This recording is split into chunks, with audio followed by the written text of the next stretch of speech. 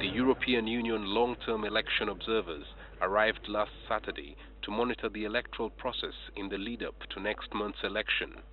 The group of 30 observers will be based in 14 districts to monitor the parliamentary and presidential elections countrywide.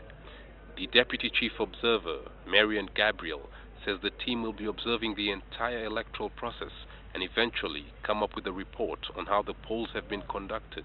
We are deploying 30 long-term observers to start observe campaigning and election process outside of Kampala. As you know, it's an important part of every election observation mission to stick to principle, not only observe election day, but also observe all preparations toward election day and as long as possible also the process of campaign.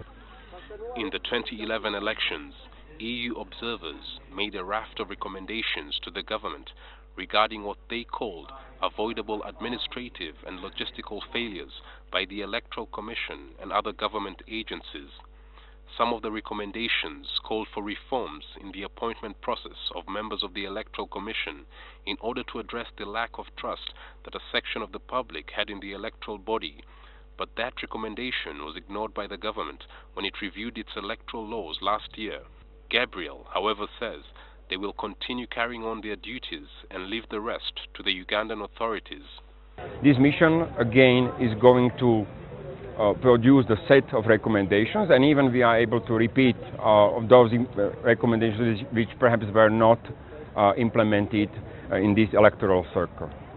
And as I said, it's up to Ugandan authorities to act on that. The mission operates in line with the Declaration of Principles for International Election Observation of the United Nations, which demands the impartiality of all observers in the course of their work.